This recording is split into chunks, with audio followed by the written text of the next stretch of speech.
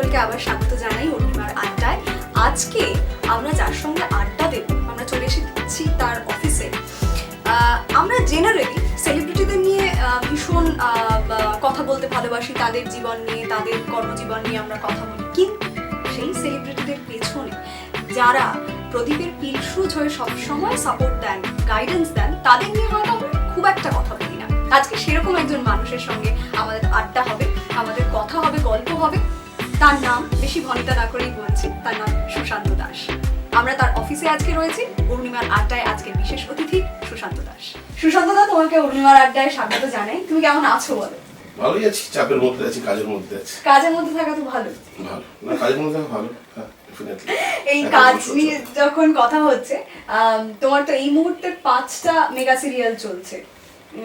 তিতলি, সর্বমঙ্গলা, আলো ছায়া, হ্যাঁ অপরাজিতা অপু, কৃষ্ণকলি।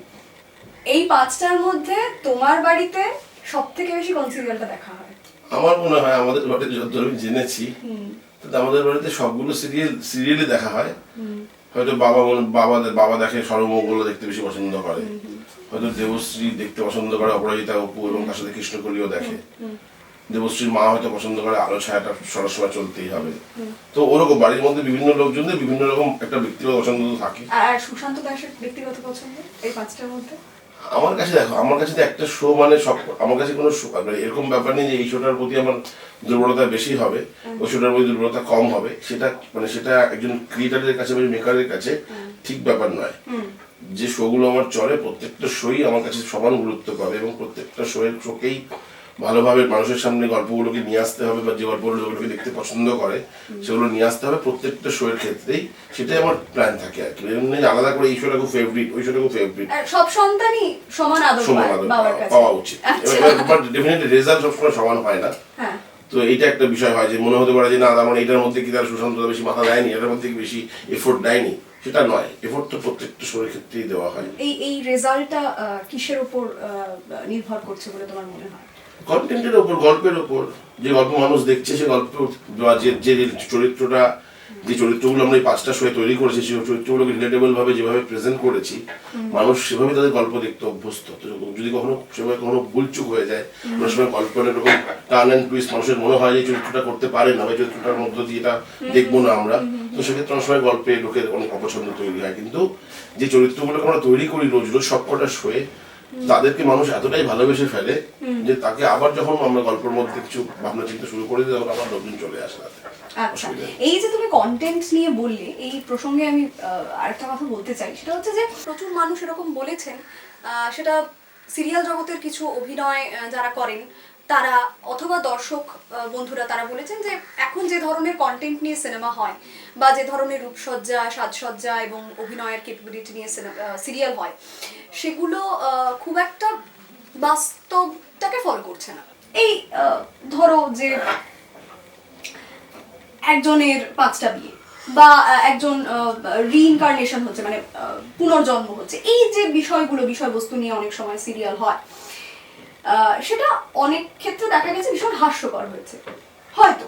হ্যাঁ, তো তুমি যে কন্টেন্ট নিয়ে বললে, সেটা তোমার কি মনে হয়, এটার সঙ্গে তুমি সহমত পোষণ করো যে মানুষ যে কিছু কিছু ক্ষেত্রে ভীষণভাবে ফিরিয়ে দিচ্ছে, ভীষণভাবে মানুষের খারাপ লাগা রয়েছে, যেটা অনেকে মনে করে যে আগে যে মেগা সিরিয়ালগুলো হতো, এক আকাশের নিচে হতো বা জন্মভূমি, সেই ক্ষেত্রে হয়তো অনেক বেশি বাস্তবের কাছাকাছি ছিল গল্পগুলো?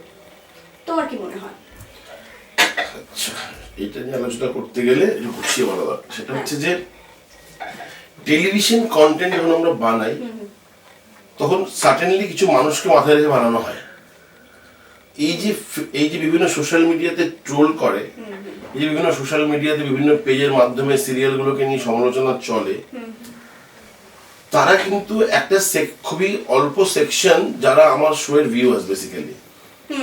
আচ্ছা, আমি যে কন্টেন্ট বলি, যে কন্টেন্টের জবা দাঁত দিয়ে বোম কেটে দেয়, বা ধরো আমার যদি মনে হয় একজন রিয়েল মা, সে তোমার হাঁপাতে হাঁপাতে দৌড়ে গিয়ে ছাদ থেকে ঝাঁপিয়ে পড়ে তার বাচ্চাকে বাঁচাবে, সে তাকে আমি অতিমানব বা অতিপ্রাকৃত কিছু করতে চাইছি, সেটা আমি যে অডিয়েন্সের জন্য বানিয়েছি তারা এটাতে বিশ্বাস করে। মানে সোশ্যাল মিডিয়ার কিছু মানুষের যে ট্রোল করা, সেই দর্শকটা খুব কম। যে দর্শকটা আমার যদি আমার সিরিয়ালকে যদি খুব ভালোবেসে ফেলে তাহলে বুঝতে হবে আমার সিরিয়াল মাস লেভেলে হিট হয়নি।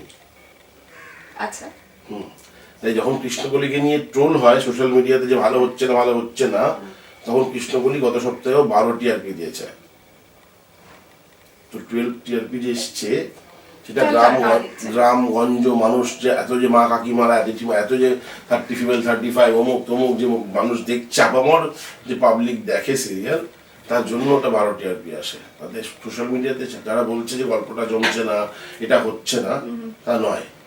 শ্যামা নিখিল এই দুটো চরিত্রকে আমরা তৈরি করতে পেরেছিলাম, যারা খুব রিয়েল ক্যারেক্টার হিসেবে গল্পে এসেছিল। শ্যামাকে আমরা খুব রিয়েল ভাবে করেছিলাম, যে একটা মেয়ের গায়ের রং কালো, তাকে নিয়ে কথা হয় সোশ্যাল, আজকে সমাজে তোমার ডার্ক স্কিন নিয়ে প্রচন্ড ট্যাবু আছে, প্রচন্ড সমস্যা আছে, সেখান থেকে একটা মেয়ে গান গায়, রিকগনিশন পায় না। তো একটা খুব নর্মাল জেনুইন ক্যারেক্টার তৈরি হয়েছিল, যে মেয়েটা গ্রামে বড় হলেও সে তোমার সাতচরের আকার এমনটা নয়, সে খুব আস্তে করে হলেও তার প্রতিবাদের ভাষাটা সে বলে দেয়।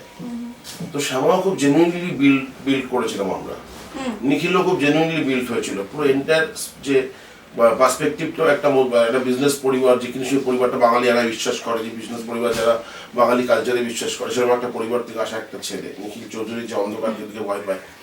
তো এন্টায়ার বিষয়টা এভাবেই হয়েছিল যে মানুষের মনের মধ্যে শ্যামা নিখিল ওদের হৃদয়ের খুব কাছাকাছি আছে। যারা সোশ্যাল মিডিয়াতে যারা যখন নাকি একটা সময় ছিল যখন সোশ্যাল মিডিয়া খুললে দেখা যাবে সেখানেও তোমার প্রত্যেক দিন কৃষ্ণকলির প্রত্যেক এপিসোডের জন্য প্রশংসার বন্যা হয়ে যেত। তারপর ধীরে ধীরে এলো যে না গল্পটা এগিয়ে যাচ্ছে, এগুলো হচ্ছে, তাই তো। কিন্তু ওই চরিত্রগুলোকে যে তৈরি করেছি আমরা, সেই চরিত্রগুলো রোজকার দিন যাপন দেখছে, রোজকার চলা মানে রোজকার জীবন দেখছে, রোজকার জীবনে ওঠাপড়া দেখছে, নাটক দেখছে, এবং দেখতে দেখতে এমন ভালোবেসে ফেলছে তাদেরকে, তাদের একটা কোনো ভুল স্টেপকে তারা মানতে পারছে না। আমার গল্পের সামনে যদি একটা ভুল স্টেপ নেয়, বা আমার গল্পের নিখিল যদি একটা তার বউকে হয়তো ভুল বোঝে, তাতে আমার দর্শক নিতে পারছে না, আমার দর্শকের অসুবিধা হচ্ছে। এই যে রিসেন্টলি দেখবে খড়কুটোতে হয়েছে, খড়কুটোতে তোমার এই অম্বরীশ এবং যেটা নেটের একটা ঘটনা ঘটেছে, যেখানে তোমার অম্বরীশকে বোধহয় বকেছে বলে বাবিনকে নিয়ে তোমার এটা লেখা হয়েছে, কেন বকা হলো, এরকম একটা দুর্দান্ত চরিত্র। তো দিস ইজ অল মানে love from the audience, love from the viewers, mass viewers. এই জন্য খড়কুটো ইজ আ মাস হিরো। আচ্ছা, তুমি যেটা আমরা আলোচনা শেষ করিনি। আমি এই যে কন্টেন্ট অনেক রকমের হয়। আমি যখন একটা ওয়েব সিরিজ করি তখন এক ধরনের কন্টেন্ট হয়, আমি যখন সিনেমা করি তখন এক ধরনের কন্টেন্ট হয়, আমি যখন সিরিয়াল করি তখন এক ধরনের কন্টেন্ট হয়। মনে রাখবে সবটাই কিন্তু একটা টার্গেট অডিয়েন্সকে মাথায় রেখে হয়। পৃথিবীতে কোনো কন্টেন্টই বোধহয় তৈরি হয় না without any target audience. Without a target ছাড়া আমি যে কন্টেন্ট গল্প বলতে চাই, সেই গল্পটা আমাকে টার্গেট করে। তো আমার টার্গেট গ্রুপটাকে সেট করা খুব জরুরি। For web series I am targeting this kind of audience, for cinema I am targeting for Bangla cinema. Hindi cinema হলে একরকম হয়, বাংলা সিনেমা হলে একরকম, কারণ আমরা বাংলা সিনেমা অবস্থা জানি। তো বাংলা সিনেমা কি কি চলছে, কোনগুলো চলছে, তার দর্শক কারা, সেটা একটা অন্য স্টাডি। টেলিভিশন একটা জায়গা যেখানে রিগ্রেসিভ কন্টেন্ট যে হচ্ছে না এমনটা নয়, 20 বছর আগের পুরনো জিনিসও যে এখনো বয়ে বেড়াচ্ছি না আমরা এমনও নয়, এবং সেগুলো হিটও হচ্ছে। যেটাকে আমরা প্রচন্ড ভাবে সোসাইটিতে রিগ্রেসিভ বলছি, সেটা কিন্তু আপামর মানুষের মধ্যে সেই গল্পটা দেখবার প্রবণতা আছে। তারা সেই গল্পটা দেখছে এবং তারা কিন্তু সেই গল্পটা দেখে তারা প্রশংসাও করছে। আমার এটা যেমন একটা সত্যি, তার সঙ্গে কিন্তু আবার অনেক পরিচালক, অনেক প্রযোজক, অনেক কন্টেন্ট ক্রিয়েটাররা তারা কিন্তু যে টেলিভিশনেও একটা বক্তব্য রাখার চেষ্টা করছে। আজকে মোহর কিন্তু একটা কথা বলে, এটা মেয়ের হয়ে, একটা মেয়ে যে তোমার বিয়ে করতে চায় না, সে তোমার শহরে চলে এসেছে পড়াশোনা করবে বলে। তো মোহর ইজ অ্যান ইন্ডিপেন্ডেন্ট ক্যারেক্টার। আচ্ছা, অপরাজিতা অপু কিন্তু একটা ভিউ রাখে, সে পড়ে মার খাওয়াটাই মেয়ে নয়, সে চাকরি করতে চায়, সে জীবনে নিজের মতো করে ভাবতে চায়। তো অনেক সময় তো আমরা সেই গল্প করছি, আমরা বিভিন্ন ধরনের গল্প তো করছি, যে গল্প মানুষ দেখছেও। তো মানুষ অনেক বেশি হয়তো টেলিভিশন হয়তো অনেক বেশি আবেগ দ্বারা চালিত হচ্ছে। আমরা অনেক সময় হয়তো যুক্তিটা আবেগের কাছে হার মেনে যাচ্ছে।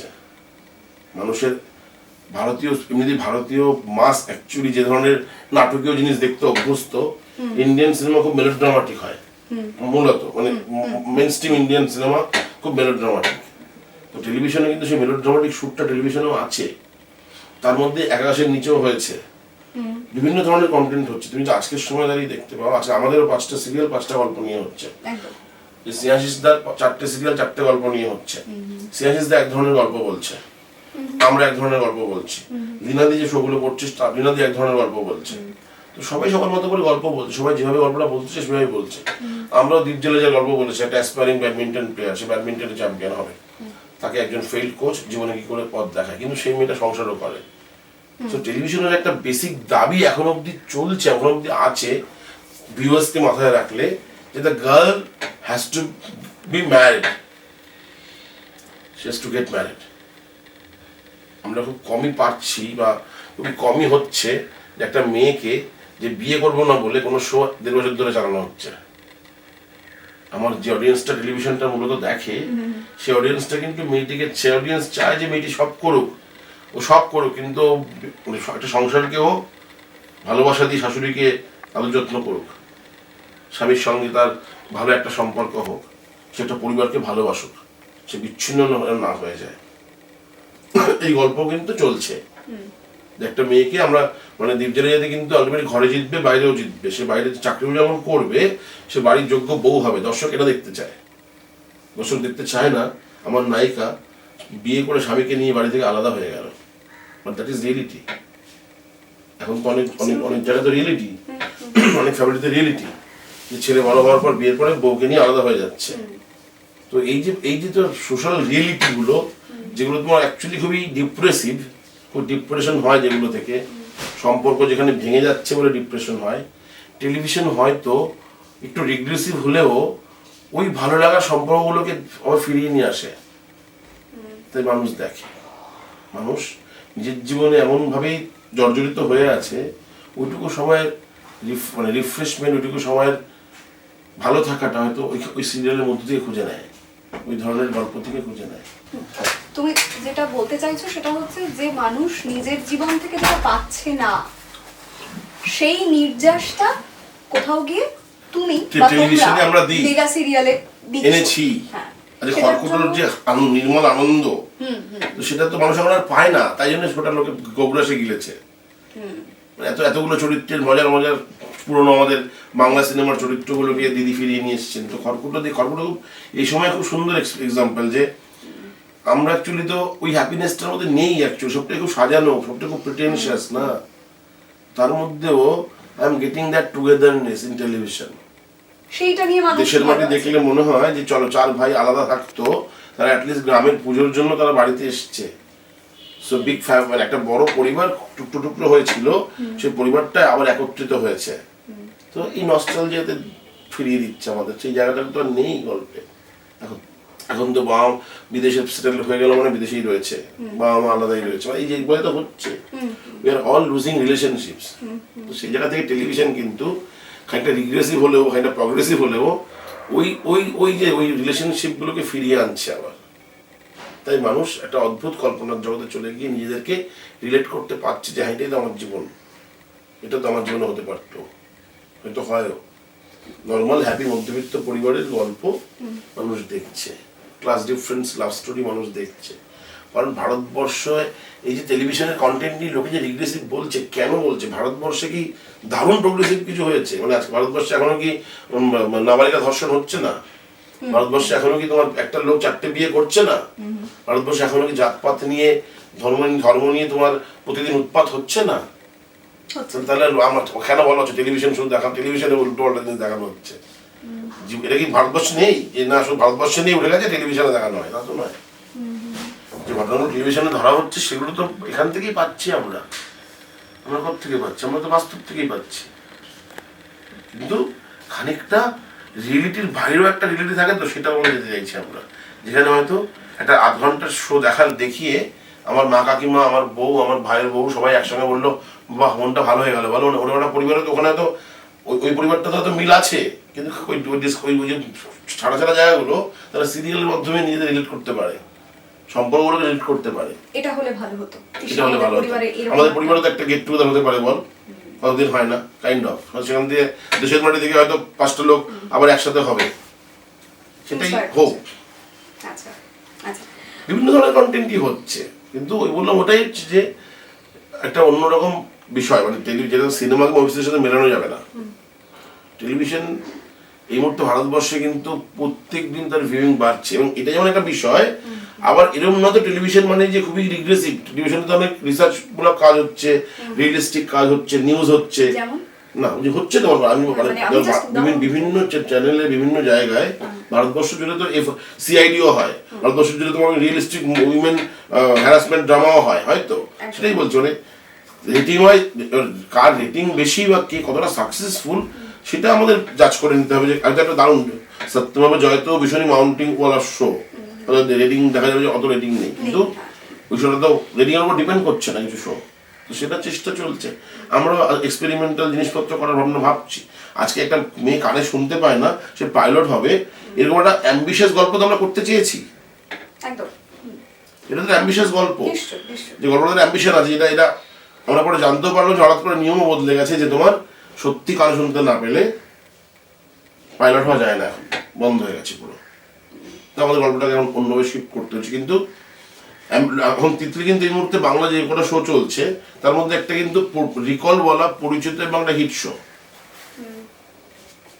তো এখন বলছি মানে আমরা চেষ্টা চলে কিন্তু যে একটা অন্য ধরনের গল্প করা, একটা মেয়ের এগিয়ে মানে অন্য ধরনের জার্নির গল্প করা ইচ্ছা আমরা করি, সেটাই কিন্তু হয়। কিন্তু ওই বললাম যে একটা সেট আপ তৈরি হচ্ছে, একটা প্রিমাইস তৈরি করতে হয় আমাদের, যে প্রিমাইসটাই গল্পটা নিয়ে গিয়ে ফেললে, মেয়েটাকে ওই ক্রাইসিসের মধ্যে ফেললে, তবে লোকেরা গ্লুড হয়ে দেখবে সিরিয়ালটা। তোমার কথাতে আমার দুটো প্রশ্ন মাথায় এলো। একটা হচ্ছে যে সিরিয়াল মহিলা কেন্দ্রিক এবং পরিবার কেন্দ্রিক, এটা কেন হচ্ছে? দর্শক চাইছেন বলে কি না? পুরুষ কেন্দ্রিক তো হচ্ছে, সায়েন্স দায়িত্ব করছে শো, গঙ্গারাম করছে, ছেলেদের একটা ছেলেকে ডায়েট করে করছে, তারপরে খেলা ঘরে তো তোমার ওই ছেলেকে নিয়ে একটা লোমপেন ছেলেকে নিয়ে করছে। দেখো যেমন যেমন গল্প হবে, আমি যে কখনো সেরকম যে গল্পগুলো ভালো লেগেছে করবো বলে হয়েছে, সেগুলো তো হয়তো পুরুষ কেন্দ্রিক হয়নি। আমি জিৎ বলে একটা সিরিয়াল করেছিলাম অনেক বছর আগে সানন্দা টিভিতে, সেই সিরিয়ালটাতে হিরো বেস ছিল, সেটা পুরুষ কেন্দ্রিক ছিল। তখন আমি ছোট ছিলাম, তখন আমি রিসেপ সবে শুরু করেছিলাম করতে, সাত পাকে বাঁধার সঙ্গে সঙ্গে। তো ডেফিনেটলি গল্প আছে, গল্প আগামী দিনে হবে নিশ্চয়ই করবো। মানে আমার এটার মধ্যে মেয়ে মানে আলাদা করে বিষয় কিছু নেই। গল্প এমন কোনো গল্প মনে হয় যে সেটাকে দুর্দান্ত হতে পারে, যেটা আমার টার্গেট অডিয়েন্সের কথা বলছিলাম একটু আগে, আমার টার্গেট অডিয়েন্স নিলে কোনো অসুবিধা নেই। যদি টার্গেট অডিয়েন্স না নিতে চাই, যে মনে হয় যে দিস স্টোরি টার্গেট অডিয়েন্স নেবে না, তাহলে আমি না করতে পারি। তোমার টার্গেট অডিয়েন্স কারা? মানে আমি যারা টেলিভিশন নর্মালি দেখে, যে সেগমেন্টগুলো টেলিভিশন দেখে, যাদের জন্য রেটিং হয়, তাহলে আমার টার্গেট অডিয়েন্স হওয়া উচিত। এরকম কখনো মনে হয়েছে সুশান্ত দা যে ধরো যারা প্রচন্ড এরকম রিগ্রেসিভ কথা বলছে, যারা দেখছে না, যারা সো কল্ড বুদ্ধিজীবী সম্প্রদায় আর কি, তাদেরকে সিরিয়ালে ফেরানোর, মানে তারা যদি সিরিয়াল দেখেন সেরকম তাদের জন্য কোনো একটা সিরিয়াল, তাহলে তো তারা এই কথাগুলো আর বলবেন না, আশা করা যায়। না সেটা কিন্তু হয়, মানে লোকের যখন ভালো লাগে তখন আলাদা করে বুদ্ধিজীবীদের জন্য সিরিয়াল বানানোর কোনো প্রয়োজন নেই।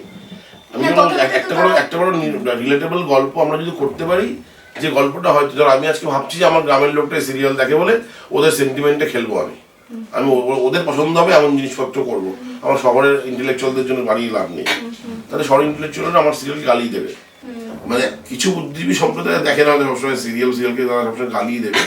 কিন্তু ধর সাতপাকে বাঁধা করেছি, দ্বীপজলে যাই করেছি, বা যা সিরিয়াল করেছি, অনেক শিক্ষিত মানুষটা কিন্তু আমাদের শো দেখে বলেছে যে আমরা দেখি রোজ, খুব ভালো লাগে আমাদের গল্পটা, এরকম কিন্তু বলেছে। মানে গ্রামগঞ্জের মানুষ যেমন দেখে পছন্দ করেছে, দুষ্টু কিন্তু শহরের অনেক মানুষেরই পছন্দের ছিল, বা দিয়াও তাই ছিল।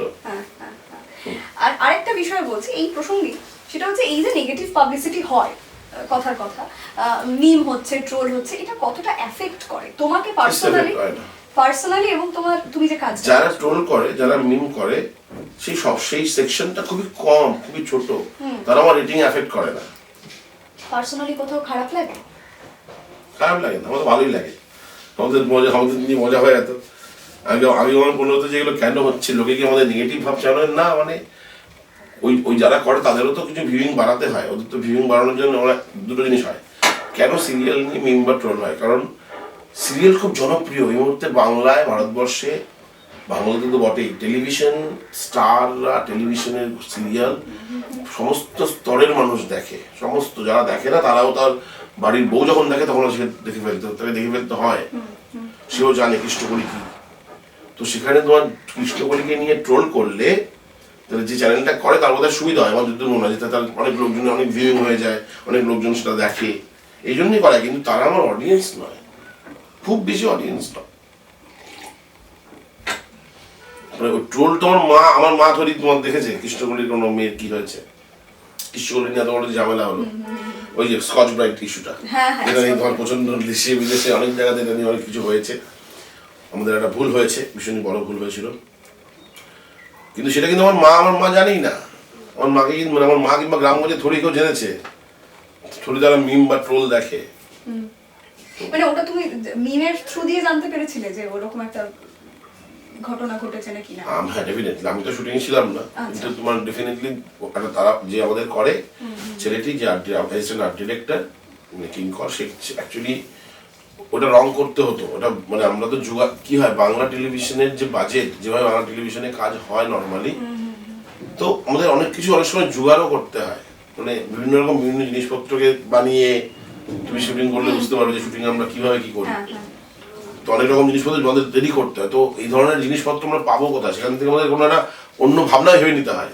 ভাবনাটা ভালোই ভেবেছিল, কিন্তু এটা রং করতে বলে গেছে, ওটা রং করলে হয়তো জিনিসটা বয়ে যেত না, মানে কাইন্ড অফ ওটার ফিনিশিংটা ঠিক ছিল না, তাড়াহুড়ো ছিল বলে, এবং ভাবা হয়েছিল যে টেলিকাস্ট হলে কিন্তু এটাকে ধরতো না, একটা খুবই একটা ইনসার্ট শটের মধ্যে দিয়ে গেছে, যেহেতু লোকজন বসে আছে কৃষ্ণকলির ভুলগুলো কি হবে সেটাকে ট্রোল করলে লাভ হবে বলে মনে হয়, তাই তারা সব C5 দেখে নেয়, দেখে তারা ওখানে স্টিল করে বোধহয় করে, ওখান থেকেই হয়েছে স্ক্রিনশট নিয়ে।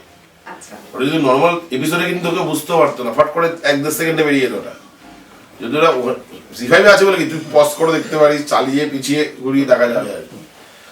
তো এটা খুবই বিপদ হয়ে, ট্রোলটা একটু বিপদ হয়ে দাঁড়িয়েছে, কিন্তু ঠিক আছে, এখন অবশ্য পলিটিক্সে কোন বিন্দু যাচ্ছে, সেটা নিয়ে হচ্ছে, তো সেটা নিয়ে আমাদের কোনো চাপ, আমাদেরও সিরিয়াল নিয়ে কোনো চাপ নেই। সুশান্ত দা, আমরা শুনেছিলাম এবং দেখেও ছিলাম যে ঝুলন গোস্বামীকে নিয়ে একটি বায়োপিক করার কথা তোমার ছিল, কিন্তু দুর্ভাগ্যবশত সেটা হলো না বা হয়ে উঠলো না, সেটা আমরা খুব কয়েকজন মানুষ জানি, কিন্তু আমার মনে হয় তোমার এবার সর্বসম্মুখে সেটা বলা উচিত যে তার কারণটা কি বা কেন সেটা হলো না। এটা নিয়ে খুব বেশি আমি খুব যে ব্লেম গেম, খুব যে দায়ী করবো বা এরকম কিছু করে কথা বলতে চাই না অ্যাকচুয়ালি। হ্যাঁ বলবো, আচ্ছা, একটা ঘটনা ঘটেছিল, যে ঘটনাটা আমাকেও জীবনে কিছু শিখিয়ে গেছে, বা যে ঘটনাটার মধ্য দিয়ে আমি বুঝেছিলাম যে হয়তো পথটা সবসময় খুব ইজি হবে না। আমি না খুব লাইফে দেখেছি আর কি, আমার লাইফেও যে 2-3টে যে গন্ডগোল হয়নি ক্যারিয়ারে চলার পথে, কিন্তু না অ্যাকচুয়ালি যদি 1-2 সাল থেকে আমি ইন্ডাস্ট্রিতে কাজ করতে শুরু করি, যখন অবজারভার ছিলাম, অ্যাসিস্ট্যান্ট ডিরেক্টর ছিলাম, সেখান থেকে চিফ অ্যাসিস্ট্যান্ট ডিরেক্টর, সেখান থেকে ডিরেক্টর, রানাদা সুদেশটাদের সঙ্গে কাজ করতাম, তো ওদের সাথেই কাজ করেছি, তারপর নিজেই করেছি। আমি চিরকাল দেখেছি যে আমি না খুব একটা ইন্ডাস্ট্রি যে স্ট্রাগল করেছি এমনটা নয়। পড়াশোনা করতে করতে যোগাযোগ, সেখান থেকে রানাদা সুদেশটাদি বললো কাজ করো, আমরা কাজ করলাম, কিছুদিন কাজ করার পর উনি বললেন আমরা খুশি তোর কাজে, তুই আমাদের সাথে কন্টিনিউ করলে কন্টিনিউ কর। আমি বললাম কন্টিনিউ করবো, because I always wanted to continue. আমি অ্যাসিস্ট করতে চাইছিলাম, ওরা সুযোগ দিয়েছিল, তো সেটা করতে চাইছিলাম। সেখান থেকে কাজ শুরু করলাম, সেখান থেকে ওদের সঙ্গেই আমি দুজনের সঙ্গেই কাজ করেছি, ওদের সঙ্গে আমি অ্যাসিস্ট করেছি, সিনেমা অ্যাসিস্ট করেছি, সিরিয়াল করেছি, করে করে একটা সময় পর যখন মনে হচ্ছে নিজে করতে পারবো, তখন আমি নিজে ডিরেকশন দিতে শুরু করেছি। ডিরেকশন দিয়েছি, একটার পর আরেকটা দিয়েছি, একটার পর একটা দিয়েছি, এটা দেখে লোকে বলেছে ভালো হয়েছে, তো আরেকটা করো, আরেকটা করো। এই করতে করতে মেগা সিরিয়ালের মধ্যে চলে এসেছি। মেগা সিরিয়ালে এসেছি, লোকে আমার এই ছোটো ছোটো টেলিফিল্ম ওগুলো দেখেই রেখেছিল মেগা সিরিয়ালের জন্য।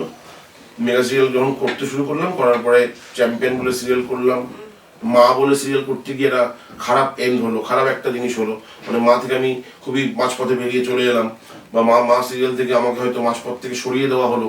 এই পুরো যে জিনিসগুলো চললো, তখন ক্যারিয়ারটা কোনো দিকে শেপ নিতে পারেনি। তখন আমি জাস্ট নিজেকে প্রমাণ করার জন্য আপ্রাণ চেষ্টা করে যাচ্ছি যে ঠিক আছে, অ্যাজ এ ডিরেক্টর আমি খারাপ নই, কিন্তু মানে মোটামুটিভাবে আমি তখন থেকেই মনে করতাম যে আমি কারো আন্ডারে কাজ করতে পারছি না, কোনো প্রডিউসারের আন্ডারে কাজ করলে আমার খুব চাপ হচ্ছে, কেউ আমাকে বুঝতে পারছে না। আমার প্রবলেম হচ্ছে যে আমাকে একটু আমার সাথে কাজ করতে হলে আমাকে বুঝতে হয়, যারা আমার সাথে কাজ করে খুব ক্লোজলি, তারা সুশান্তদাকে পুরো বোঝে যে সুশান্তদা এখন এটা হতে পারে, এখন ওটা হতে পারে, সুশান্তদা এখন এটা করতে চায়, ওটা করতে চায়। কিছু আছে। তারপর যখন আমি ভাবলাম যে প্রোডাকশন করবো, সে সময় অবাধেভাবে সুযোগটা এগুলো যাই বললো তুমি আমাদের সঙ্গে সিরিয়াল করো, আমরা চাইলে তুমি প্রডিউস করতে পারো। মানে ঠিক আছে, প্রডিউস করবো। আমি প্রথম জীবনে কোনো 5 টাকার পকেটে নেই, কিন্তু আমি বললাম যে আমি একটা 1 কোটি টাকার সিরিয়াল প্রডিউস করবো। আই টুক দ্যাট রিস্ক এবং আমরা শুরু করলাম ওই সিরিয়ালটা থেকে 2010 সালে। কি বলে তোমার 10 সালে শুরু করলাম, প্রোডাকশন করলাম, ওখান থেকে পরের সিরিয়াল। এটা কোন সিরিয়াল যেটা দিয়ে 2010 সালে? 7 পাকে বাঁধা। 7 পাকে বাঁধা ওয়াজ আ বিগ হিট। 7 পাকে বাঁধা আমাদের প্রথম ছিল, যেখানে আমরা ওই প্রোডাকশনের টাকা ছিল না আমাদের কাছে। রাজীব মেহরাকে আমরা ওটাতে আমাদের সঙ্গে পার্টনার হিসেবে নিয়েছিলাম।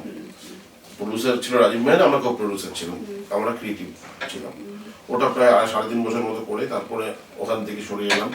আসার পর নতুন করে আবার কালার্স বাংলা শুরু করলাম, 2 পৃথিবী। সেখান থেকে চলে এলাম আবার তোমার জিতে, দ্বীপ জেলে যাই, সেখান থেকে তোমার স্টারে। এইভাবে পরপর আমরা কাজ করতে করতে আলটিমেটলি এখন আমাদের 5টা সিরিয়াল চলে। এবং এই এই টাইমটুকুর মধ্যে আমি বলছি, luckily I was associated with Ranada Sudeshnadi, আমার গুরু ওরা দুজন, এবং গ্রেট অ্যাসোসিয়েশন পেয়েছিলাম ওদের মধ্যে, শিক্ষা পেয়েছিলাম। একটা ভালো সিনেমার বোধ তৈরি করার জন্য যতটুকু প্রয়োজন হয় রানাদা সুদেশনাদি আমাকে দিতে পেরেছিল। অনেক সময় ভুল লোকের সঙ্গে কাজ করলে কাজের কোয়ালিটি নষ্ট হয়। বলো, তুমি যদি ভালো লোকদের সাথে কাজ করো তাহলে তুমি ভালো জিনিস শিখতে পারবে।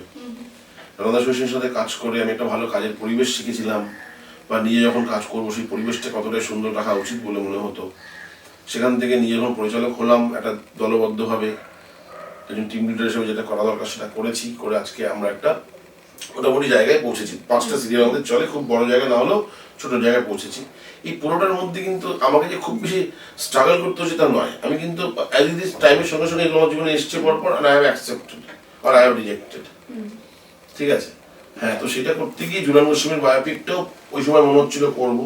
আমাদের এক বন্ধু নন্দলাল, সে একদিন এসে বললো যে ঝুলন গোস্বামীকে নিয়ে বায়োপিক করা যায় সুশান্ত। আমি পড়াশোনা শুরু করলাম, করে বললাম ইয়েস, খুব ভালো। ওরা নিয়ে তোমার স্ক্রিপ্ট রেডি করতে শুরু করলাম। ঝুলন গোস্বামীকে গিয়ে বললাম, কপিরাইট নিলাম ওর কাছ থেকে টাকা দিয়ে, এবং আমি সিনেমাটা প্রডিউস করবো সেটাও ওকে বললাম। কিন্তু তারপরে আমি বললাম আমার পার্টনারও লাগবে। তো ঝুলন গোস্বামীর যে ম্যানেজার রাজনীশ চোপড়া বলে একজন, সে আমাকে মিট করে বললো হ্যাঁ তুমি নাও, তোমাকে রাইটস দিচ্ছি। তার সাথে ও আমাকে বম্বেতে লোকজনের সাথে যোগাযোগ করেছিল। করিয়ে বিষয়টা যেটা হয়েছিল, the film was going much bigger, বড় হয়েছিল, সিনেমাটা বড় হয়ে যাচ্ছিল। আজকে বলছিল প্রিয়াঙ্কা চোপড়া অ্যাক্টিং করবে, কালকে বলছিল করবে এটা। এবং বম্বের মতো জায়গায় ডেফিনেটলি আমার পরিচিতি, আমি একজন television director, right, television producer. মানে আমি হয়তো গল্পটা ইনিশিয়েট করেছি, আমি হয়তো আমার মতো একটা স্ক্রিন প্লে রেডি করিয়েছি, এবং সোনি টিভি যে করছে গল্পটা এখন, লাস্ট করছিল অনুষ্কা শর্মাকে নিয়ে।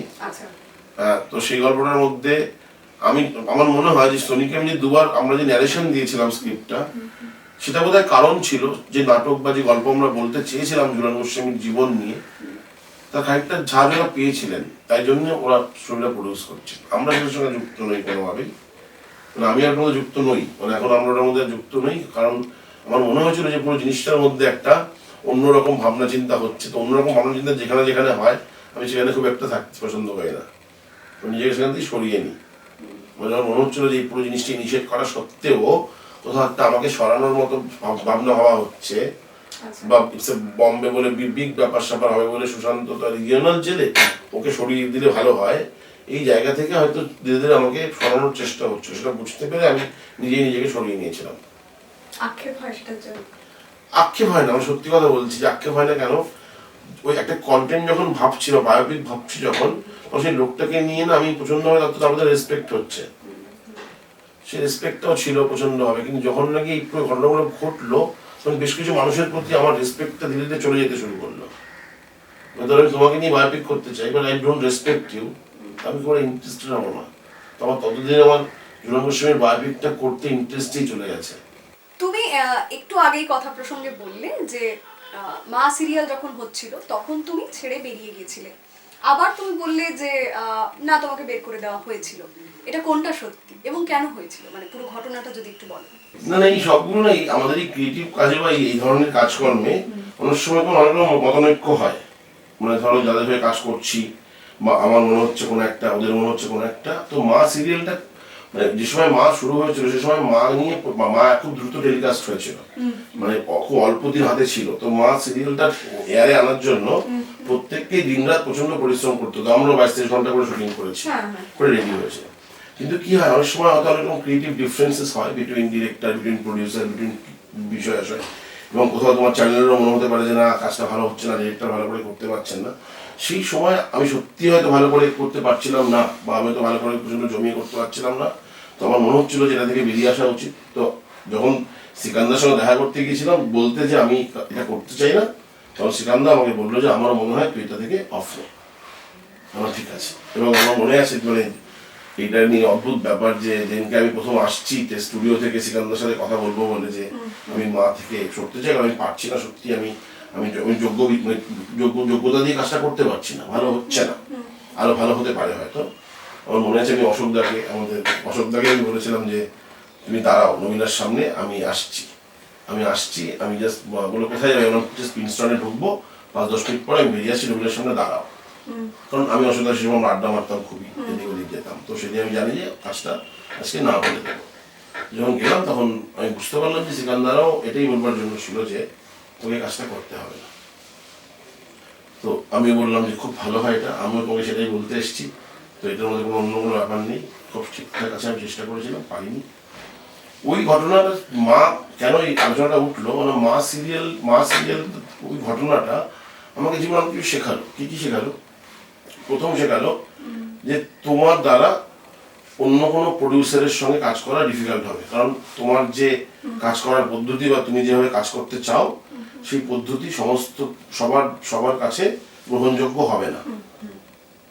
তাহলে কি করা উচিত ভাবতেই একটা চ্যানেল থেকে বলা হলো যে যদি তুমি আমাদের সাথে কাজ করতে চাও তোমাকে আমরা একটা সিরিয়াল দেবো, প্লাস আমরা তোমাকে প্রডিউস করতে দেবো। এটা জি বাংলা। তো আমি তখন বললাম যে ইটস এ গুড অফার, যদি আমি নিজে আমাকে ডিরেকশন দিতে দেওয়া হচ্ছে, প্লাস চাইলে আমি প্রোডাকশনও করতে পারি। সো তখন থেকে আমার মনে হচ্ছিল যে আমি যদি অন্য কোনো প্রডিউসারের সাথে কাজ করতে না পারি তখন তার মানে তখন নিজে প্রোডাকশন হাউস করে কাজ করতে হবে। তখন থেকে প্রোডাকশন হাউস করার প্ল্যানিং হচ্ছিল। যখনই অফারটা এলো তখন আমরা ডিসাইড করলাম যে হ্যাঁ প্রোডাকশন হাউস করবো, করে আমরা 7 পাকে বাঁধা শুরু করলাম উইথ দ্য পার্টনার। 7 পাকে বাঁধা প্রচন্ড হিট হয়েছিল। হিট হওয়ার পর তারপরে একের পর এক শো করেছি আমরা, এই করে আজকে আমরা এখানে দাঁড়িয়ে আছি। তো ঠিকই আছে, মানে যদি এমনটা হতো যে মাতে আমি প্রচন্ড ভালো রেজাল্ট দিতাম, মাতে আমাকে রেখে দেওয়া হতো, বা আমি তো 2 বছর 4 বছর মা চলেছিল, 4 না 5 বছর, যদি আমি 4 বছর ধরে মায়ের ডিরেক্টর হিসেবে থাকতাম তাহলে আমার ক্যারিয়ারে আজকে যেটা হয়েছে সেটা হয়তো হতো না। স্নেহাশিস দা লীনা দিকে তোমার কম্পিটিটর মনে হয় না? স্নেহাশিস দা ভীষণ, মানে স্নেহাশিস দার এক ধরনের স্ট্রেংথ, স্নেহাশিস দা ভীষণ ট্যালেন্টেড, কিন্তু হ্যাঁ না আমি বলি স্নেহাশিস দাকে আমি অনেক দিন ধরে দেখেছি, যখন আমি অবজারভার এডি, তখন থেকে স্নেহাশিস দাকে আমি দেখেছি। তখন স্নেহাশিস দা স্ক্রিপ্ট লিখতেন, মিউজিক করতেন, পরবর্তী সময় প্রোডাকশন করছেন।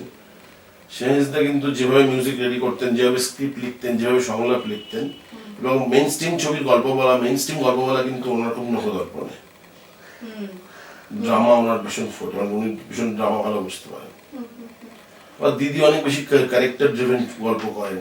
দিদির লেখা মানেই আমরা সে একটা পুরনো সাহিত্যিক সামনে আশাপূর্ণা দেবী, প্রতিভা বসুদের লেখার যে স্বাদ পাই তার সিরিয়ালের সেই স্বাদ পাই।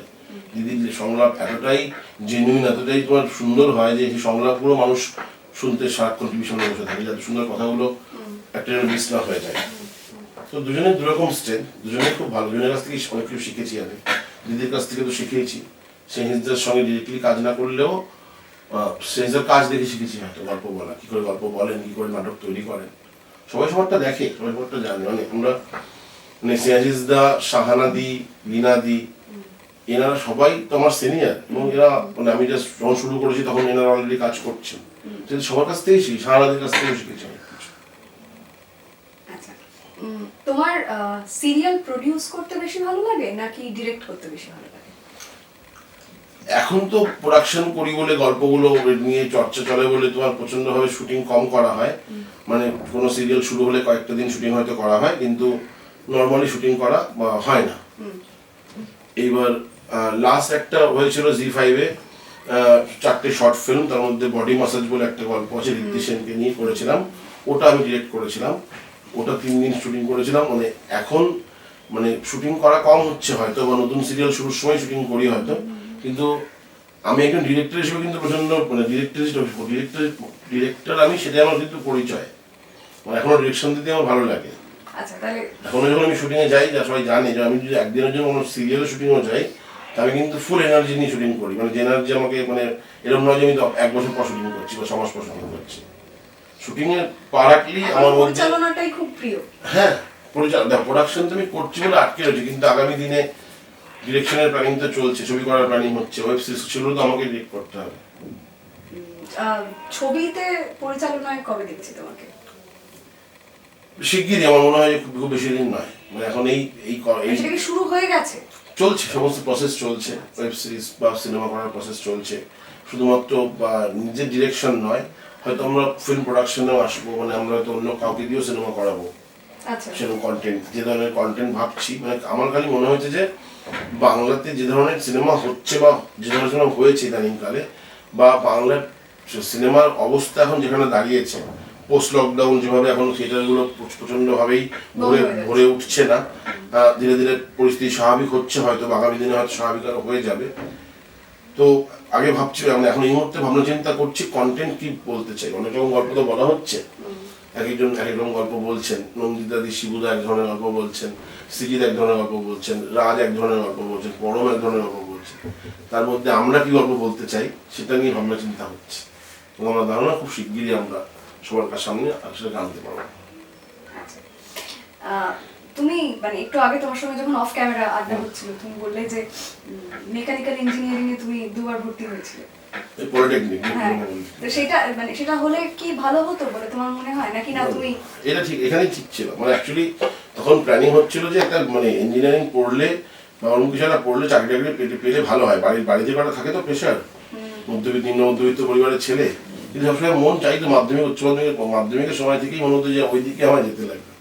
সেটা কি দেখে বা কি কেন? ছোটবেলা থেকে সিনেমা দেখা, বিভিন্ন ভাবে লুকিয়ে চুরিয়ে সিনেমা দেখা, মুভিং পিকচার্স আমাকে চিরকালই প্রচন্ড অ্যাট্রাক্ট করতো বরাবর। এবং নিজের বাড়িতে টিভি ছিল না, খুবই স্বাভাবিক অবস্থার সময় অন্যের বাড়ির জানলা থেকে লুকিয়ে টিভি দেখেছি।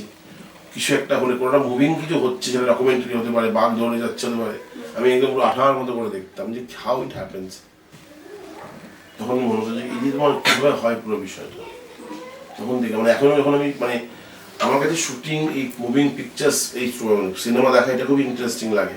মানে এখনো ধরো কেউ একটা শুটিং করছে রাস্তার সামনে, আমি ওখান দিয়ে যাচ্ছি, এমনও হয়েছে অনেক সময় যে আমি গাড়ি থেকে নেমে, আমি গাড়ি পার্ক করে আমি গাড়ি দিয়ে পিছন থেকে শুটিং দেখি, চুপচাপ দাঁড়িয়ে থাকি।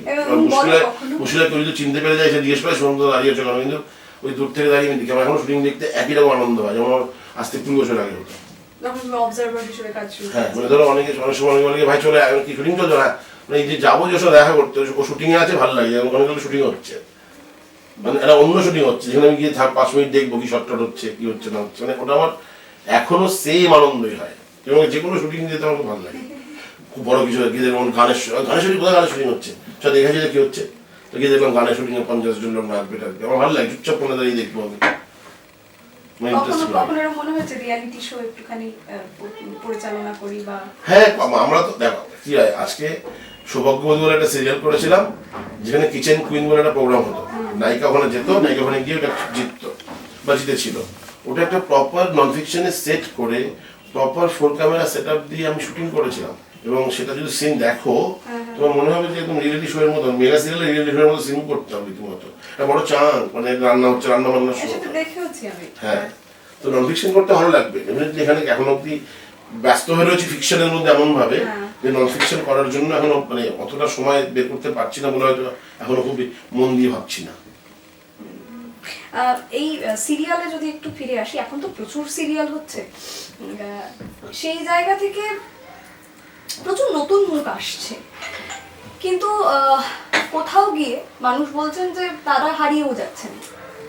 এইটা কেন হচ্ছে? মানে এটা কি কোথাও প্রচুর সিরিয়াল হচ্ছে, সংখ্যা বেড়ে গেছে সেটার জন্য, নাকি প্রচুর সিরিয়ালের আর্টিস্ট তৈরি হয়েছে সেটার জন্য, নাকি অধ্যবসায় কমে যাচ্ছে? কারা হারিয়ে যাচ্ছে সিরিয়াল মানে অভিনয় যারা করছেন, অভিনেতা অভিনেত্রীরা, একটার পরে হয়তো তাদেরকে মানুষ ভুলে যাচ্ছেন।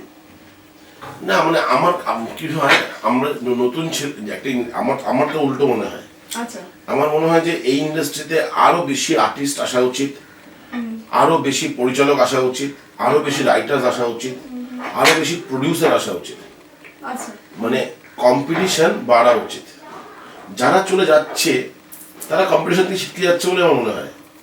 ধরো আজকে তো 50 জন মেয়ে এসছে কাজ করতে, সিরিয়ালের নায়িকা বা সিরিয়ালের যে এই যে শ্যামাকে, মানে আমরা তো একটা কিছু কিছু ক্রাইটেরিয়া দেখে একটা নায়িকাকে চুজ করি, তো সেই ক্যাটাগরিতে কিন্তু কম মেয়েরাই পড়ে।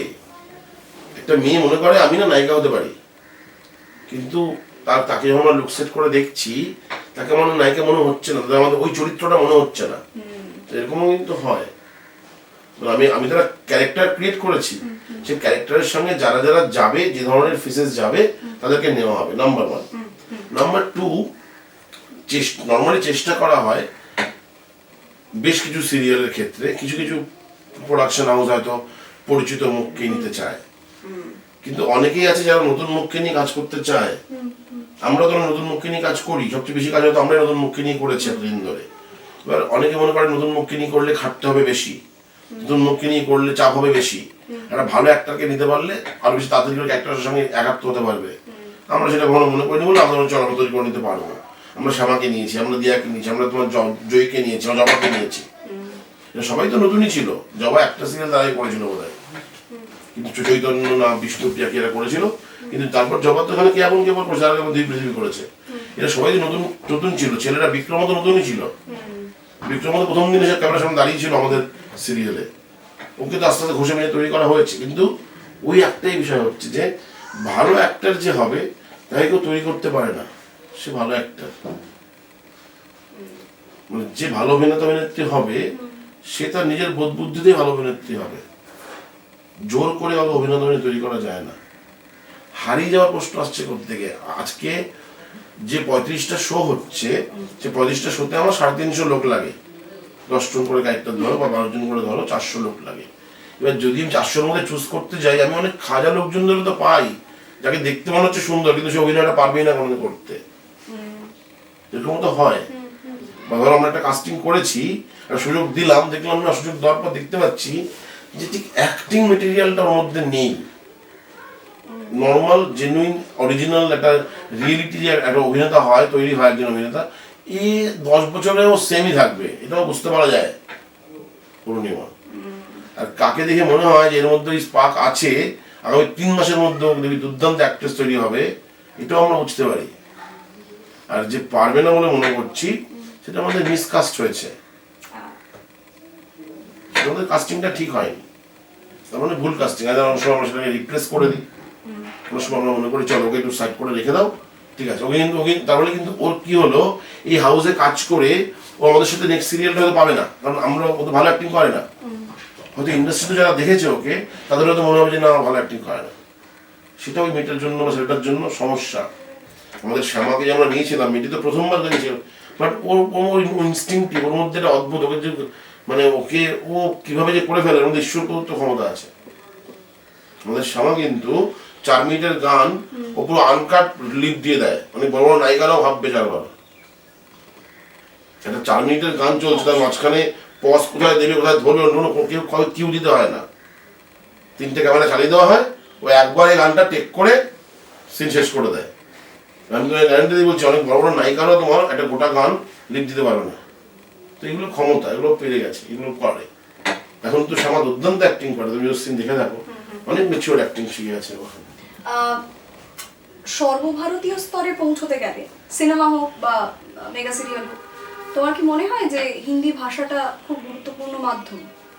তো হিন্দি ন্যাশনালি তো হিন্দি চলে, কোনো কিছু মানে যদি বড় করে করতে হয় হিন্দিতে করতে পারলে অনেক বেশি বেশি দর্শক, বেশি এরিয়া, অনেক বেশি ন্যাশনালি কাজ করা যায়। রিজনালি আমরা একটা রিজনাল জায়গায় আটকে আছি, বাংলাদেশ কাজ খুবই ভালো, সেটা সেভাবেই চলছে। প্রচুর বাঙালি মানুষকে আমরা রোজ রোজ বিনোদন দিতে পারি, কিন্তু এই যে ন্যাশনালে যে এত ধরনের মানুষ রয়েছে, এতগুলো স্টেট রয়েছে, বম্বে থেকে শুরু করে বিভিন্ন জায়গা, সেখানকার মানুষদের রুচি আলাদা, টেস্ট আলাদা, কালচার আলাদা, সেখানে একটা সিঙ্গেল স্টোরি সব ক্ষেত্রে মানুষকে বাঁধবে, তবে কি ন্যাশনালি হিট হবে।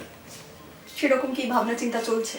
চলছে। আগামী দিন আমার মনে হয় আমরা হিন্দিতে, ও তার মানে আমরা হিন্দিতে সিরিয়াল বা সিনেমা দেখছি, হিন্দিতে টেলিভিশনে আমরা ডেফিনেটলি আসছি, সেটা নিয়ে সমস্যা নেই। প্লাস আরও অনেক রকম জিনিসপত্র নিয়ে প্ল্যানিং হচ্ছে। ডেফিনেটলি হিন্দিতে কাজ করার একটা প্রবণতা তৈরি হচ্ছে আমাদের মধ্যে, 10 সিনেমা করবে কাজ, এবং শিগগিরই সেটা টেলিভিশন দিয়ে এলেও আগামী দিনে অন্য অন্য কিছু আসবে, হয়তো এখানে বসেও আমরা হিন্দিতে ছবি করার প্ল্যান করতে পারি। আচ্ছা, আরেকটা প্রশ্ন, সেটা হচ্ছে যে তুমি যেহেতু প্রোডাকশনে এখন রয়েছো, এখন তো অনেকগুলো বেশ কয়েকটা প্রোডাকশন হাউস হয়েছে যারা সিনেমা প্রডিউস করছে, সিরিয়াল প্রডিউস করছে। তো সেক্ষেত্রে বহু জায়গায় দেখা গেছে যে সেই প্রোডাকশন হাউসগুলির কাছের মানুষ যারা, তারা সুযোগ পাচ্ছে। এই যে কাছের মানুষ স্বজন পোষণ করে যে সুযোগ পাওয়া, এইটা ইন্ডাস্ট্রিকে কতটা ক্ষতি করছে বা এফেক্ট করছে বলে তোমার মনে হয়, এবং ইন্ডিভিজুয়াল আর্টিস্টকে কতটা এফেক্ট করছে? এটার মধ্যে এটার একটা অন্য এক্সপ্লেনেশন আছে আমাদের। কাছের মানুষ, কোনো হাউসের কাছের মানুষটাই চান্স পাচ্ছে, এইটা খুব একটা ইস্যুটা নয়। ইস্যুটা হচ্ছে যে এই যে ধরো আজকে আমি যদি এইভাবে বলি যে 10টা প্রোডাকশন হাউস কাজ করে, 10টা প্রোডাকশন হাউসে প্রত্যেক বছর এতগুলো করে সিরিয়াল হয়, এত এত লোক লাগে। সবসময় কি হয়, ইদানিংকালে বেশি হচ্ছে যে আমরা আগে যেমন একজন আর্টিস্টকে ভাগ করে নিতাম যে ও ওইখানে ওই ওনাদের সিরিয়ালও করে, আমাদেরও করবে, ও 3টে সিরিয়াল 3টে প্রোডাকশন হাউসে করে, আমাদেরও করে। ইদানিংকালে সেটা হয় না। ইদানিংকালে অনেক বেশি যোগ্য যেটা আমরা করে ফেলছি হয়তো সব প্রোডাকশন হাউসই, যে ধরে নাও যে আছে আমার হাউসে শঙ্কর চক্রবর্তী প্লাস 3 বছর ধরে কাজ করছে, 3 বছর ধরে ওনাকে আমরা 3টে সিরিয়ালে কৃষ্ণবলিতে, সর্বমঙ্গলায়, তিতলিতে কাজ করিয়েছি, ঠিক আছে। উনি কিন্তু অন্য কোনো প্রোডাকশন হাউসে কি কাজ করছেন না, ওনার ম্যাক্সিমাম ডেট আমাদের কাছে রাখছি। এটা আমরা ইন্টেনশনালি করছি। কেন করছি? যাতে আমার এই পরিস্থিতিতে এই মুহূর্তে ইন্ডাস্ট্রিতে 12 ঘন্টা 14 ঘন্টা শুটিংয়ের যেটা রেস্ট্রিকশন শিডিউল, সেই জায়গাটাকে আরো বেশি কন্ট্রোল আনার চেষ্টা করছি। যে আমার কাছে এই আর্টিস্টগুলো ওরা বক্তব্য রাখে না, আমার কাছে এই আর্টিস্টের আমি লাইন আপ পরে দিতে পারি, আমার শুটিংয়ে 10 ঘন্টা বসতে হয়, আমার এখানে 3 ঘন্টার পরে আমি তো ওটার মধ্যে ক্রিয়েটিভ তো দেখি। অনেক সময় আমার জন্য আমাদের যাদের কমফোর্টেবল মনে হয় যে এরা এই সিস্টেমটার সঙ্গে অ্যাকাস্টম হতে পারে, তাদেরকে আমরা সুযোগ দিয়ে থাকি, তাদের সঙ্গে কাজ করাটা প্রেফার করি, কারণে তো নাহলে অশান্তি কম হবে। তুমি না বুঝতে পারছো? মানে ধরে নাও কোনো আর্টিস্ট যদি রোজ এসে বলে যে আমি ভাই বলবো আমাকে ছেড়ে দিতে লাগবে, তাহলে হয়তো আমার মনে হবে যে না, তাহলে ওনাকে অফ করতে হবে, কারণ আমাদের তো লাইন আপটা 12টার সময় আসবে এবং আমি তো 12 ঘন্টার পয়সা দিচ্ছি, 10 ঘন্টার পয়সা দিচ্ছি, তুমি থাকবেন না কেন? তো এরকম একটা ইস্যু থেকে হবে, অ্যাডজাস্ট করেও হয়। তো এটা করতে করতে বিভিন্ন, কিন্তু মানে ইদানিংকালে বলতে পারি যে ইদানিংকাল বা সবসময়ই আমাদের হাউসে আমাদের হাউসটা নিয়ে বলতে পারি যে অনেক বাইরের লোকজনরা বিভিন্ন সময় এসে কাজ করে, তারা আমাদের গ্রুপে ঢুকে যায়, এসে যে একটা কাজ করলো, আমাদের মনে হলো ভালো কাজ করেছে, তার সব ব্যবহার ভালো, সব কিছু ভালো, কথাবার্তা ভালো, সে একটা টিম ভেবে নিজেকে কাজ করছে, তার মধ্যে স্বার্থপরতা নেই, তার মধ্যে সেলফ সেন্টার মানুষ নন, কিছু নয়, প্রফেশনালি কাজ যেমন হয় সেভাবে করাই যায়। কিন্তু একটা ভালো, আজ কৃষ্ণকলি এত বড় হিট সিরিয়াল, কৃষ্ণকলির টিম কিন্তু প্রচন্ড ইউনাইটেড, প্রচন্ড একটা একতাবদ্ধ দল, টেকনিশিয়ান আর্টিস্টদের মধ্যে একটা ভীষণ মিলমিশ, তারা কিন্তু সারাক্ষণ ধরে বিভিন্ন রকম মানে এমন কিছু করছেন না যেটাতে তোমার প্রোডাকশন প্রডিউসারের মনে হতে পারে যে এনারা কি আমার ভালো ভাবছেন কখনো। তো সবগুলো সিরিয়ালের মধ্যেই সমস্ত মানুষগুলোকে এক জায়গাতে আনতে হয়, এনে কাজ করতে হয়। তো আমিও কিছু মানুষের সঙ্গে স্বচ্ছন্দ বোধ করি কাজ করতে। শোভা চক্রবর্তী আমার হাউসে কাজ করছেন 2টো সিরিয়ালে, অপরাজিতা বোধ শাশুড়ি করছেন, আলো ছায়াতে করছেন, হয়তো উনি আমাদের নতুন কোনো সিরিয়ালে যাবেন, নন্দিনী আমাদের নতুন কোনো সিরিয়ালে কাজ করবেন। আমি চাই যে এই যাদের সাথে আমি কমফোর্টেবল ফিল করছি তাদেরকে আমি আমাদের হাউসের মধ্যে রেখে দিতে। এবার একইভাবে কিন্তু অন্য হাউসগুলো সেই প্ল্যানিংই করছে, অন্য হাউসও কিন্তু কাউকে ব্লক করছে যে তোমার ওদের দুটো সিরিয়ালে কাজ করছে, তারা কিন্তু আমার এখানে ডাকলেও আসবে না। এটা ইন্ডাস্ট্রিতে হচ্ছে এখন, কারণ এটা করে আমি আমার কমফোর্টেবলি কাজ করতে পারছি, ঠিক আছে। আমরা অনেক সময় ধরো প্রত্যেক বাড়িতে প্রত্যেক সিরিয়ালে 2-4 জন করে অচেনা মানুষ আসেন, নায়িকা আসেন, আসতে পারে, ছোট যাকে নিয়েছি যারা চিন্তাম না, আগে প্রথমবার কাজ করছেন ধরে নাও, তো তাদের সঙ্গে আমরা পরিষেবায় কথা বলে নিই যে this is the house, this is the pattern, and এটা এই এখানে কিন্তু কাজ করলে আমরা এরকম এক্সপেক্ট করি যে it has to be a team game. Don't feel, লোককে ফিল করিও না যে তুমি মেকআপ তুমি আলাদা, লোককে তুমি ইনফিরিয়র ফিল করিও না, মানুষের সঙ্গে বন্ধু হয়ে কাজ করো, টিম হয়ে কাজ করো, ইউ উইল লাইক ইট। ধরো অনেক আমরা বুঝতে পারি যে এর সাথে আমাদের বনবে না, সো তার থেকে আমরা দূরে থাকার চেষ্টা করি। দেখো ক্লিন থাকে বিষয়টা, মানে আমাদের হাউসে আমার কোনো প্রবলেম হয় না। এটা হচ্ছে যে প্রচুর ছেলে মেয়ে অভিনয় করতে চায়, পরিচালনায় আসতে চায়, তাদের উদ্দেশ্যে বয়োজ্যেষ্ঠ হিসেবে তুমি কি বলবে? মানে কিভাবে তারা তাদের স্বপ্নটাকে অভিনয় তো আসবে, অভিনয় লোক বাড়বে আসবে, এবং তার মধ্যে থেকে তো মানে কি বলবো, বেস্টটা চুজ করেই ইন্ডাস্ট্রি কাজ করবে। আমি একটা কথাই বলতে চাই, মানে এই তুমি বোঝো না একটাতে অ্যাক্টর আসছে তারা কি চলে যাচ্ছে না, যার ট্যালেন্ট আছে থেকে যাবে। হ্যাঁ, বাকি মানে অ্যাক্টিং এর ট্যালেন্ট, কিন্তু বাকি আর কোনো ট্যালেন্ট নয়।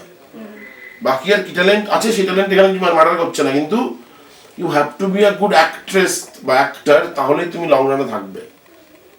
ভালো অভিনেত্রী, দুর্দান্ত অভিনেত্রী হওয়াটা কিন্তু জায়গা, লোক আসবে যাবে, সবাই মনে করছে আমি অ্যাক্টিং ভালো করি, কিন্তু সবাইটা না হতে পারে। কিন্তু সে নিজে ভাবছে ভালো অ্যাক্টর, দর্শক ভাবছে কি, পরিচালক ভাবছে কি, অডিয়েন্স কি মনে করছে যে একদমই পারেন অ্যাক্টিং করতে। তো কিছু মানুষের তো থাকে, মা ছোটবেলা থেকে বড় করেছে, না তুমি ভীষণ সুন্দর দেখতে, তুই দারুণ ডায়লগ বলিস, দারুণ আবৃত্তি করিস, তুই দাঁড়ালে দেখবি ফাটিয়ে দিবি একদম। তো মেয়ে বলছে তো ফাটিয়ে দেবে, নিশ্চয়ই তাহলে সেটা না ফাটাতে পারছে না। তো এরকম হয়, মানে ওই স্বপ্নটাকে আমরা দেখে আজকে অ্যাম্বিশনটা দেখতে পারি, কিন্তু আমাদের এটা হবে কিনা সেটাও তো বুঝতে হবে। সবসময় সবাইকে ডিসকারেজ করা যায় না, আমি ডিসকারেজ করি না, কিন্তু আমার দাদা আমি না অ্যাক্টিংটাকে জীবনে ক্যারিয়ার করতে চাই। মানে কেন, মানে আমি শিওর যে করতে চাস, তোর মনে হয় যে তুই এই চেহারা নিয়ে তুই খেয়ে পড়ে বাঁচতে পারবি ইন্ডাস্ট্রিতে? আমি কোনো ভুল কথা বলছি না, কিন্তু মানে আমরা কি করছি, সার্ভাইভাল তো সবার।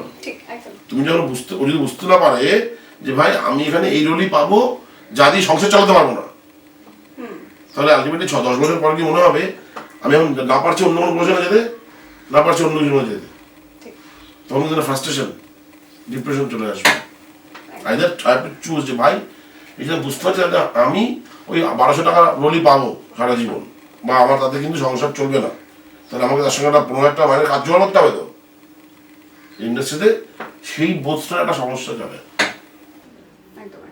তো এটা হচ্ছে বিষয় যে আমি এই ইন্ডাস্ট্রিতে কাজ করতে, সে অভিনেতা হোক পরিচালক হোক, এই পরিচালকদের উদ্দেশ্যে তুমি বলছো বয়োজ্যেষ্ঠকে, মানে পরিচালকদের উদ্দেশ্যে, মানে পরিচালনা করতে এসে আমি পরিচালক গল্প বলতে পারি ক্যামেরা দিয়ে, আমি একটা ইউনিটকে রান করাতে পারি, আমি আমার নিজের ভিউ পয়েন্ট প্রতিষ্ঠা করতে পারি, এই বোধ বিশ্বাসগুলো সবার আছে, তো তারপর তো পরিচালনা করতে আসবে।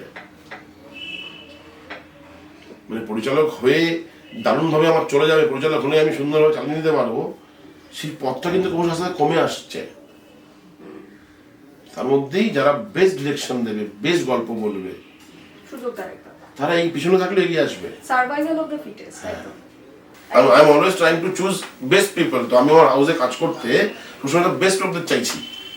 এটা হচ্ছে যে র্যাপিড ফায়ার রাউন্ডটা হচ্ছে আমি কিছু প্রশ্ন করব, চটজলদি উত্তর দিতে হবে। আমার টোল হবে দেখবি। আচ্ছা তাহলে আমরা রেডি? আচ্ছা, প্রথম প্রশ্ন, স্টার জলসা, জি বাংলা, কালার্স বাংলা নাকি সান বাংলা, কোনটা তোমার প্রিয়? সবাই তো প্রিয়, এই সবার জন্য আমি কাজ করি। না চুজ করা যাবে। ধরো আমি না একজন, আমি বলছি আমি একজন ক্রিয়েটর হিসেবে আমি 4টে চ্যানেলে কাজ করি, মানে 4টে চ্যানেলকে আমাকে সমান প্রায়োরিটি দিতে লাগবে। একটু 19-20 নেই, 19.5 20.5 এটা হবে কেন, মানে হওয়া উচিত না। যদি এটা হয়ে থাকে কখন, সেটা আমার ভুল। মানে আমি যখন কোনো চ্যানেলের জন্য শো করছি, আমার সমস্ত সমান প্রায়োরিটি হতে হবে। এরকম নয় যে আমি জি বাংলায় শো করছি মানে স্টারকে প্রায়োরিটি দিচ্ছি না, বা স্টারে করছি মানে আমি সানকে প্রায়োরিটি দিচ্ছি না। আমি যদি কোনো একটা শো কমিট করি কাউকে, তার জন্য আমি সান বা মানে বাকিদের সঙ্গে যে এফোর্ট দেবো আমি, তো আমি এখানে সেই এফোর্টটা দেবো। সিরিয়ালের এই মুহূর্তে সবথেকে প্রমিসিং অভিনেতা ও অভিনেত্রী কারা? আমার তো সোলাঙ্কি খুব পছন্দ, সোলাঙ্কির অ্যাক্টিং খুব ভালো লাগে। আর হিরোদের মধ্যে আমার মনে হয় যে দিব্যজ্যোতি খুব ভালো। দিব্যজ্যোতি দেশের মাটি করছে এখন, ও আগে জয়ী করতো, ও খুব প্রমিসিং, ও একদিন খুব ভালো অভিনেতা হয়ে উঠবে বলে আমার মনে হয়। আর আমাদের কৃষ্ণকলির নীল মানে জিতুকে আমার খুব প্রমিসিং মনে হয়, যদি ঠিকঠাক একটু নিজেকে শুধরে নেয়, নিজেকে গুছিয়ে নেয়, তাহলে জিতুর মধ্যেও যে লুক আছে বা যে জায়গা আছে, ও একদিন ভালো অ্যাক্টর হতে পারবে। আর আমার মনে হয় যে ভালো অ্যাক্টর যদি বাংলা টেলিভিশনে বলি, তাহলে আমার মনে হয় রাহুল তো আছে, রাহুল খুব কিন্তু ভালো। রাহুল অরুণোদয়। আচ্ছা, রাজ চক্রবর্তী নাকি রাজীব কুমার? দুজনেই খুব কাছের আমার, দুজনেই খুব ভালো, দুজনের সাথে। রাজ এক ধরনের সিনেমা করে, রাজীব এক ধরনের সিনেমা করে, মানে সেই জায়গা থেকে একজনকে চুজ করতে হবে। রাজ আমার মনে হয়। লাস্ট পড়া প্রিয় বই?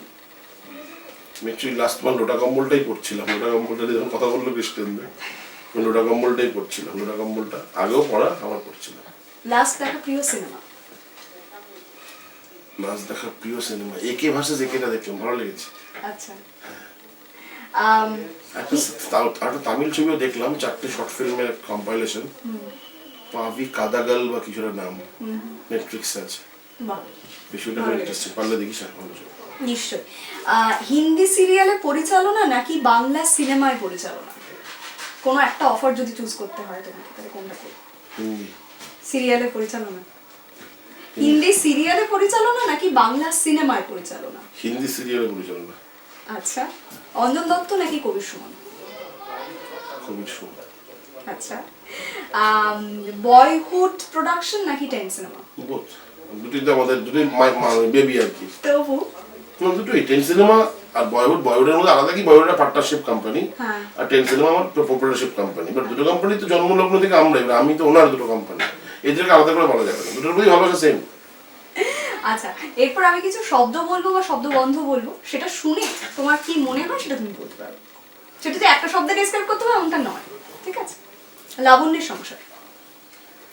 এবার একটা প্রচন্ড একটা এডুকেশনাল ফিল্ড, মানে লাবণ্য সংসার থেকে আমি নিজেকে জাজ করতে শুরু করেছিলাম। ইট ওয়াজ ভেরি, মানে একটা সিরিয়াল যেটা very close to my heart. ওই শোটা আমাকে বুঝিয়েছিল যে you are on the right track. Okay, Srikanta Mohta. Sikanda is very, মানে I am inspired by Sikanda বা এসবিএফ যা করেছে বাংলা ইন্ডাস্ট্রিতে, তো ওরা না এলে হয়তো বাংলা ইন্ডাস্ট্রির গতিপথ অন্যরকম হতে পারতো। সো দুজন সিকান্দার কাছ থেকে অনেক কিছু শেখার আছে। আচ্ছা, মিনি চক্রবর্তী। চক্রবর্তী ভালো, মিনি ভালো, ঠিকঠাক। মিনিকে নিয়ে কি বলবো, মিমি এখন একই রকম আছে, মানে একটু সুইট আর কি। তখন মিমি আগের থেকে একটু চেঞ্জ হয়েছে, আগের থেকে মানে আগে যেমন খুব টম বয়স ছিল, এখন বোধহয় একটু সাংসদ হওয়ার পরে খুব চেঞ্জ হয়েছে, বা এতগুলো দিন গেছে, ও জীবন অনেক অভিজ্ঞতার মধ্যে দিয়ে গেছে। বাট মিমি খুবই গুড সোল। এক কথায় বললে মিমিকে আমার চিরকাল মনে হয়েছে যে শি ইজ গুড সোল। কে আপন কে পর?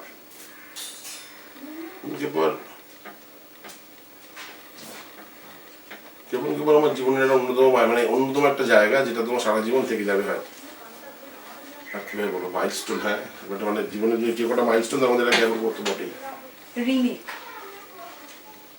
রিমেকে আমার আপত্তি নেই, কিন্তু রিমেকটা আমাকে আমার মতো করে করতে দিতে লাগবে। মানে একদমই রিমেক করতে পারবো না, কিন্তু ওটা ভাবনাকে নিয়ে আমি আমার মতো করে গল্প বলতে বললেই বলতে পারবো, বলতে চাইবো। যদি মনে করা যায় কোনো ইন্টারেস্টিং ছবি অন্যরকম হবে, আজকে যদি কাউকে আমাকে বলে যে সত্তা আবার রিমেক করতে হবে, তাহলে আমি আমার মতো করে ভাবনাটাকে নিয়ে করতে পারবো গল্পটা, ভালো লাগবে আমার। রাজনীতি। রাজনীতি তো ভীষণভাবে চলছে, এখানে ভালোই চলছে, কিন্তু আমি রাজনীতি করে আমার সাবজেক্ট নয়। রাজনীতি খুব একটা মানে পেরে উঠবো না, খাবো আর কি। রাজনীতি থেকে দূরে থাকা বেটার। এনকে পাল আদর্শ শিক্ষার্থী। ছোটবেলা স্কুল যেমন হয়, স্কুল ডেজ তো খুবই ইন্টারেস্টিং। প্রথম জীবনে সিগারেট খাওয়া, প্রথম লুকিয়ে 11 ক্লাসে গিয়ে তোমার মানে প্রথম সিগারেট খাওয়াটা ছিল দুপুরবেলা টিফিন ব্রেকে। টিফিনের পয়সাটা দিয়ে আমি আমার এক বন্ধু চলে যেতাম সেই যাদবপুর স্টেশনের লেভেল ক্রসিং এর সামনে। ওই স্মৃতিটা খুব ইন্টারেস্টিং। আর অনেক স্মৃতি আছে, প্রেম অনেক কিছু। জীবনের আক্ষেপ কিছু নেই, যা হচ্ছে ঠিকই আছে। ঠিক মানে অনেক, মানে যেভাবে শুরু করেছিলাম বা যে জায়গাতে পৌঁছে আছি, খুব আক্ষেপ কিছু নেই, সত্যি আক্ষেপ নেই। আর আমি অনেক কিছু পেয়েছি, অনেক কিছু না পাওয়ার কিছু আক্ষেপ নেই। এবং শেষ যেটা, সুশান্ত দাস। এই যেমন আছি তেমনই থাকবো, খুব বেশি চেঞ্জ হবে না, যেমন ছিলাম ঠিক আছে। তোমার প্রথম প্রেম? প্রথম প্রেম অনেকদিন আগে একটা হয়েছিল, অনেক বছর আগে, 2000 সালে, মাস 6 ছিল, তারপর আর নেই, তারপর কেটে গেছিল। সুশান্ত দা, এতক্ষণ তোমার সঙ্গে আড্ডা দিয়ে আমার তো ভীষণ ভালো লেগেছে। আমি জানি না তোমার কিরকম লেগেছে। এই এতক্ষণ সময় আমাদের সঙ্গে থাকার জন্য এটা আমাদের অভিনয় আড্ডার পরিবারের তরফ থেকে তোমাকে একটা ছোট্ট উপহার। তো খুলে দেখো কি আছে। আশা করি ভালো লাগবে।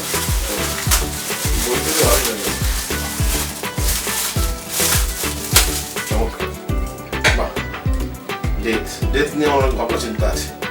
আচ্ছা, সেটা নিয়ে একটু বইটা পড়লে নিশ্চয়ই ভালোই হবে। আচ্ছা। আর এইটা হচ্ছে আমরা একটা ভালোবাসার বাগান তৈরি করার চেষ্টা করছি, যেখানে আমরা তোমাদের মতো ভালোবাসার মানুষদের কিছু ভালোবাসার কথা রেখে দিচ্ছি। তো এইটা যদি তুমি এই গাছটার টবে যদি কিছু একটা লিখে দাও, তোমার যা মনে হবে, যা ইচ্ছে, সেটা আমরা একটুখানি তাহলে আমাদের ছাদে রেখে দেবো।